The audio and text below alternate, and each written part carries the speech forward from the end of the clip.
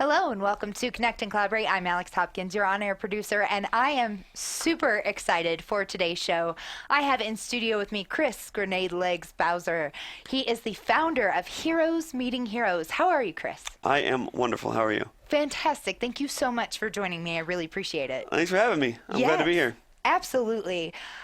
So Heroes Meeting Heroes is a really interesting nonprofit organization that you started, and it is for vets, mostly post 9/11 veterans that have been injured or not. You're open. Open, yeah, Yes. absolutely. Yeah. But the goal of it is to have our heroes, the veterans, right, meeting their heroes. Absolutely. So anyone in entertainment, music, comedians. Exactly. Yes. So I want to find out a little bit more about Heroes Meeting Heroes. But before we do that, what I make everybody do when they're in the hot seat in my studio is talk about themselves. Oh, my favorite. Awesome. My favorite. Well, good. I am happy to hear that. So you are a vet yourself. Absolutely. I was in the Army. Let's see. I was at Fort Campbell. I served with the 101st, and I was in Iraq for about 19 days with them on my first deployment before I was injured. And I recovered, and in the meantime, I realized I kind of had a knack for reaching out to people I admired, and it's like, hey, and utilizing the fact I was an injured vet to say, hey, instead of someone else making this happen, would you like to meet? And I got kind of good at it. And I had a friend who suggested I do this for more vets on a larger scale. And just kind of let that sit and marinate for a while. And then we came up with Heroes Meeting Heroes. And I like the quick way to describe it is like Make-A-Wish, but for injured vets. Okay. For vets who are in their day-to-day grind and could use a nice little a break from that. Yeah, a nice little reprieve. I like that. So you actually were injured. Yeah, absolutely. Yes. If you don't mind going into a little bit of that background, first of all, let me ask you, what motivated you to join the Army in the first place? My mom was a major in the Army Reserves. Oh, cool. She was a nurse, and that just sort of made the path real easy. It wasn't like ever discussed or planned or pushed on me ever.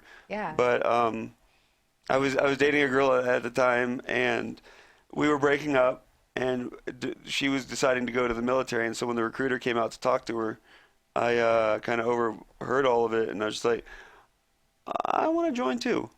And real spontaneous, but that's how I like to live my life. Yeah. And it was a crazy decision, but it turned out all right. Fantastic. And joined right then. Really? Yeah. All right. It was nuts. Yeah, that is a little nuts. But I mean, at the time, there wasn't the direction. I didn't have any direction. I didn't know nothing defined in my life of what I wanted to do or be. So it was just like, okay, yeah, mom did this. This seems easy. Not easy, but it seems like an easy choice to make. There you go. Let me clarify. But yeah, it was. And when I joined, I told the recruiter that I wanted to jump out of airplanes and shoot people, because Because why not? I didn't know any better. I wasn't aware there were other jobs in the military. I mean, I was, but I was like, you're a dude, you go jump out of airplanes and shoot people. That's your job. Completely ignoring the entire field of medical, or not medical, but military options you could choose. And they were like, cool, airborne infantry. Yes. And signed up. Fantastic. Yeah. And so you got in, you did the basic training thing, and then you probably immediately shipped to Iraq, yeah? No, I actually, while I was in airborne school, everyone was getting their orders for where they were going next, and I was assuming I would go to an airborne unit to continue training with jumping out of planes. And they sent me to Korea, which was an air assault unit, which means helicopters. Yeah. And I was like, well, that's okay. Okay, sure, we'll do that. And not that I had a choice. And so Korea did that for a year, and it was incredible. There was a lot of training, there was a lot of partying, but I I learned a ton. Yeah. And so when I then went to Fort Campbell, they were looking at my record and they said, well, a lot of the gentlemen I served with in Iraq for my 19 days, they were fresh out of basic. Okay. And I came off of a year of severe training, and so they put me into a gunner seat. Okay. So I was in the up armored vehicles, the Humvee.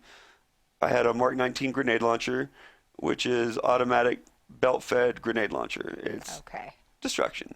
Yeah. And I had also a machine gun that I could swap back and forth to. And when the grenade went off, it landed by my legs.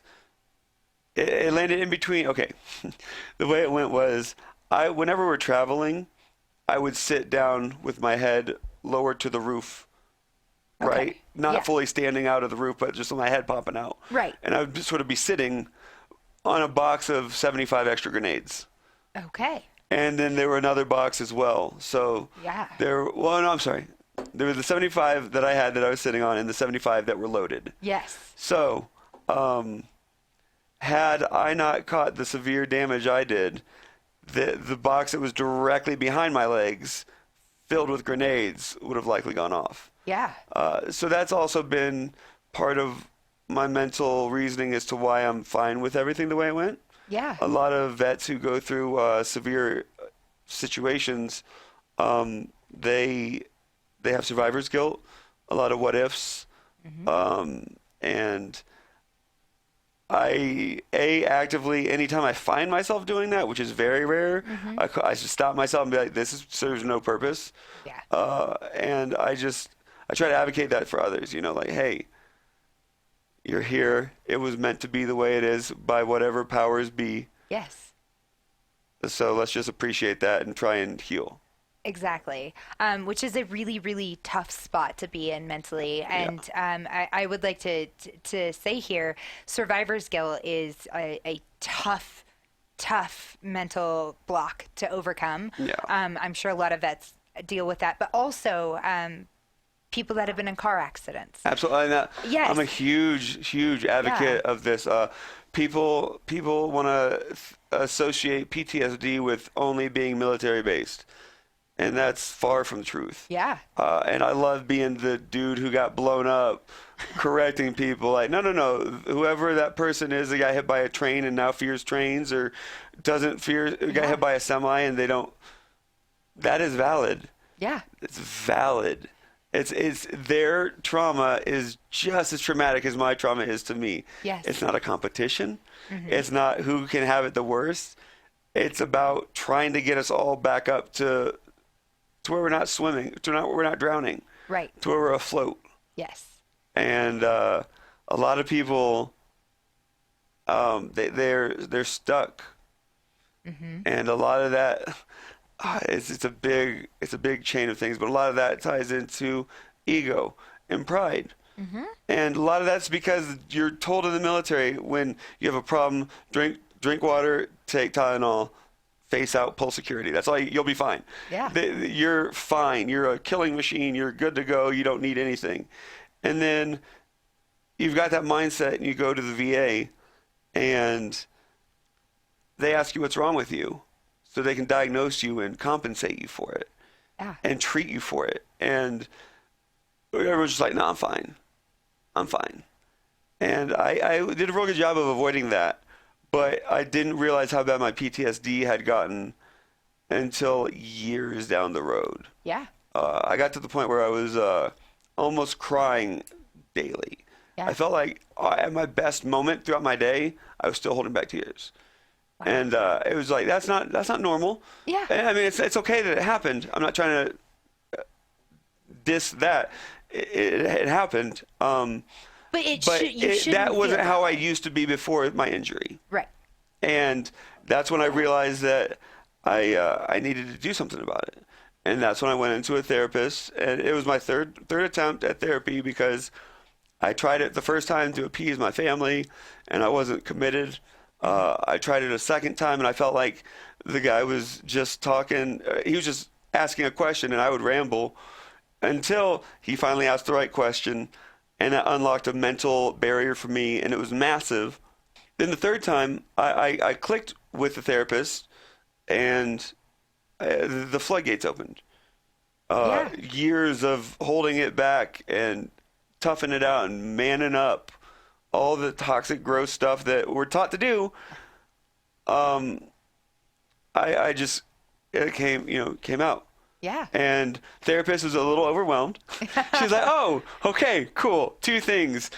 Thank you for coming in. Yeah. Two, let's get you to a psychiatrist also who can further assist you with some medicine to help get you balanced." Yeah. And what I was dead confident was that my memory was shot and ruined. The piece of my memory, part of my brain that has memory, was just removed or something. I was confident of that because I could not remember anything. Families, and nephews and nieces, Yeah. and that just like adds to the depression and anxiety of course. doing stuff. Because like, oh hey, it's what's your name? That one. Yeah, and it took a while of the way I explain it to people. If you go to a cattle farm or a pig farm, it reeks. Yes.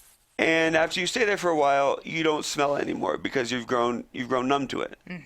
And that is how I describe my depression. I was 10 years deep in the cattle farm. And after I had this breakthrough with this therapist who got me to my psychiatrist, who got me on.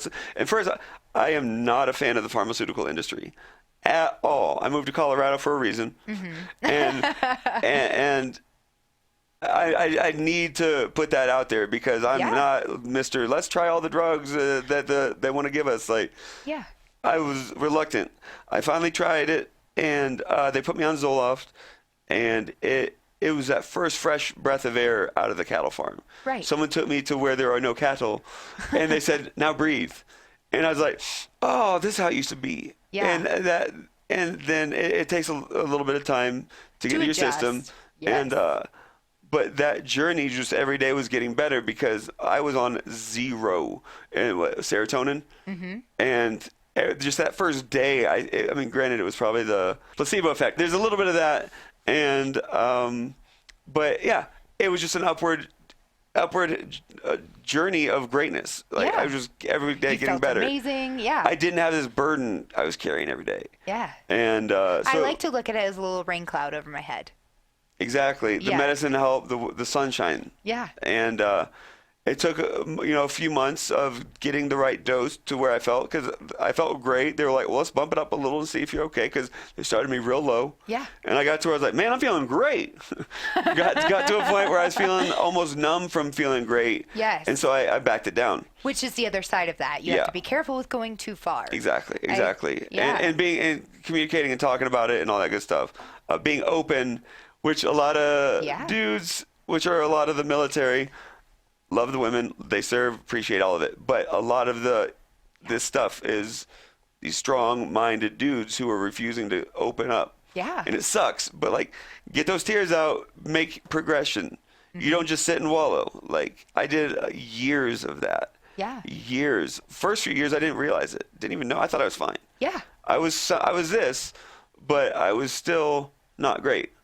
And it took a long time to realize it. So now I advocate PTSD is real, anxiety is real, depression is real, traumatic brain injury is real. These are all things that it's okay. And I tell people, if your hearing is broke, you go see an ear doctor. If you can't smell good, you see a nose doctor. If your eyes are bad, you see an eye doctor. If your mind's not good, go see a mind doctor. Yeah. And that sounds a weird phrasing for it, but like, that's what a therapist is. Yeah. They help you navigate the mind that you've been going through by yourself for your entire life, and they give you pointers to help that navigation a little smoother. Yeah. And I encourage every veteran to see the therapist that they're entitled to see for free through the VA. And I encourage every human to do it, because all we'll do is grow better as humans if we all are on, you know what I mean? Like, your check engine light's on, go fix it. Exactly. I for one, am a huge fan of mental health advocacy. I've had a lot of my life touched by depression and suicide and different entities along the way that have to do with mental health. I proudly have been in therapy since February of this year. And Good for you. Thank you. eye-opening, to say the least, right? Yeah. And as you said, your pain isn't different from anybody else's. Yeah. Yes, I realized that you were struck by a grenade and very injured for a while, right? And you have a lot more that goes on to your PTSD.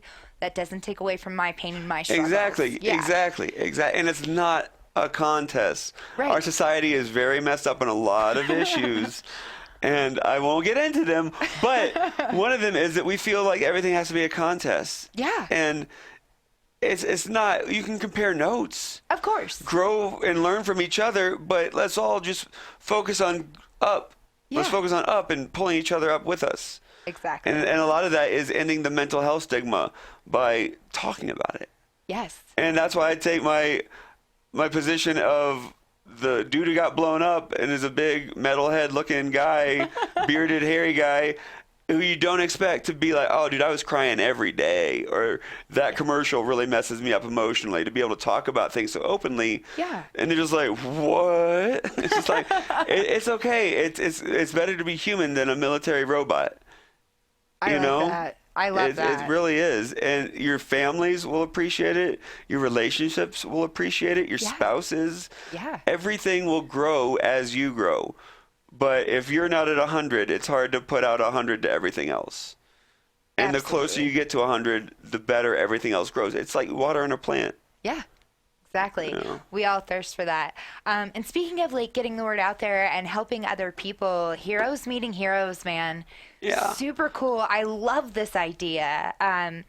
So first of all, what initiated this kind of nonprofit versus doing maybe some more on the counseling side of things, like getting involved with therapists and helping them? I feel like there are a bunch of groups already out there. Okay. And part of my vision with the website, additionally, and just with Heroes, is providing information to all the vets. Like, here are all the resources that are available to you. Cool. We're gonna have a link composed. Here, if you need financial assistance, if you need mental health assistance, if you need marital assistance, if you need whatever, like, the gambit. Yes. Whatever life is throwing at you, we want to help. Yeah. And there are people who already do that.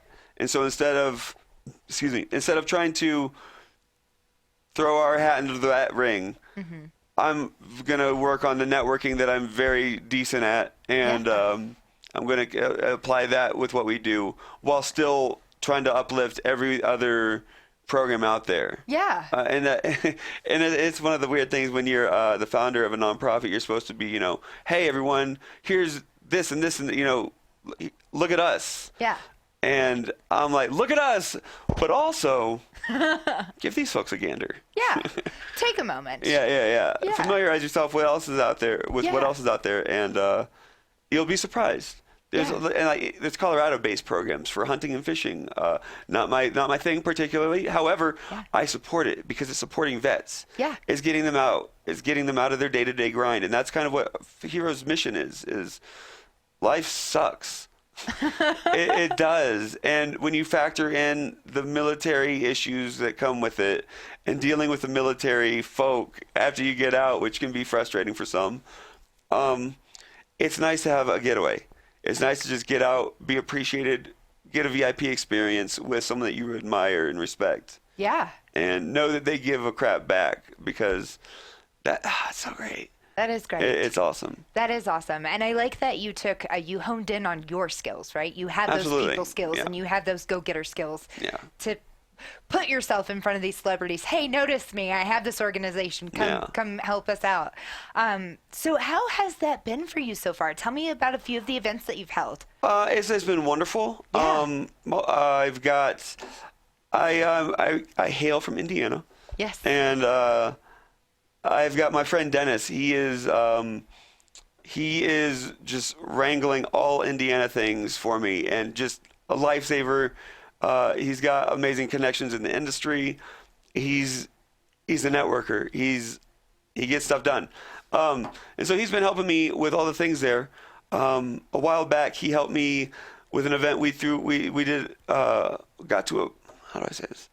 We were part of an event in Oregon. Okay. And we got to take a bunch of vets. They got to hang out with a bunch of bands like Saliva, Orgy, Candlebox. There were a few Yeah. more push. I don't remember. I'm terrible. I'm sorry. No, it's but okay. we got to, all the vets got VIP. They got to hang out with all the bands. We got to bring them up on stage towards the end of the show and present them all with signed guitars from all of the bands. Holy cow. Yeah. And awesome. unbeknownst to me, Dennis arranged for me to get one of those guitars as well. And so I've got that proudly hanging in my house. Yeah, as you And should. so that's one example of the sort of things we do. I was trying to reinvent the wheel, and I wanted to do things in a very complex way that was very defeating to me. I was trying to have a website where veterans would log in. We would verify their service somehow securely with the, yeah. Yeah. We would get them to list the people they're trying to meet. We would have that in a database. Then we would organize with all the venues. We would organize with all the celebrities, their dates and availability, and just That's a lot. it's a lot. And that was my only thought process for years. And between that and dealing with my own mental health journey, which I try to be very open about and advocate for, because again, everyone should talk to someone. It got pushed aside. Yeah. Recently, I was just like, I need to step back from this and see and relook at what my mission is and how can I obtain it. And it hit me. Cut out the middle person, if you will. Yeah. So now our new plan of attack. We reach out to the celebrities. We say, hey, would you like to be a Heroes Meeting Heroes ambassador? Of course we would. Okay, great. What I'd like you to do is tell your tour manager to let every stop along your tour know that in the correspondence that they already have with each stop. Yeah. You're already communicating with them. Just add a little blurb. Also, Heroes Meeting Heroes ambassador. Then we tell all the venues, hey, if an artist says they're a Heroes Meeting Heroes ambassador, what we want you to do is reach out to your local community, find your injured veterans or people who can make it to that to your venue on a regular basis. Yeah. And we'll have a drawing or a lottery system where however many veterans can be accommodated are pulled from that group. Yeah. And it's just It's made life much easier, I imagine. yeah. Yes. And so I'm working with the folks at Live Nation. I'm about to be. Yes. In a few days, I'm going to be reaching out to. I'm friends with the president, and so I'm going to be contacting him and saying, "Hey, would you like to help me make this from top down?" And so yeah. Awesome. Well, while you're here, one thing I have to ask all of my nonprofit people: you need people. Yeah, absolutely. You need money. You need donations. Absolutely. Things, time. Yes. So tell me how I can find more. How can I get involved, or how can other businesses even get involved? For Absolutely. You? Yeah. Right now, we need to reach injured veterans. So if you know them, let them know about us. You can send them to heroesmeetingheroes.com, and it'll give you all our socials and everything. We need to reach out to venue managers, or we need to reach out to celebrities. If you know any of these folks, send them our way. Let them know what we're about. Let's see what else here. I took some notes because I have a terrible memory. Need assistance with a nonprofit. I've never run a nonprofit. It's basically myself. I'm looking for Denver-based folk who can help. Need help with a nonprofit. I need assistance with social media, just in general. That would be awesome. Yeah. We're working on the website. We plan on having a volunteer section on there as we progress, where people can learn more about what we're doing. Yeah. And how they can help as a civilian or any level. Yeah. Obviously, we could use legal assistance. Yeah. I'm just sort of walking in the dark. So if you want to assist me with the legalities of a nonprofit, I would love your assistance. Yeah. And of course, money. Always, But right? Yeah. all of the other ways are just as valuable, if not more, because time is valuable. Absolutely. And knowledge is valuable. And if someone can help me by passing on information to me, it'll help me. And that helps me help vets. Wonderful. Chris, I thank you so much for being here. I really appreciate it. If you want more information, it is in the description below. You can find that at cobrt.com/radio-podcast. Look for Chris Bowser. Look for Grenade Legs. Look for Heroes Meeting Heroes. You can find all of the information that we talked about on today. I can get you hooked up with Chris so that Absolutely. you can help out. I'm Grenade Legs on all social media. Yes. And the PlayStation if you want a game. Love it. But yeah, thank you so much for having me. It's a pleasure. It's an honor. And everyone at Heroes Meeting Heroes appreciates you. Absolutely. My pleasure. Have a wonderful day. Thank you. You too.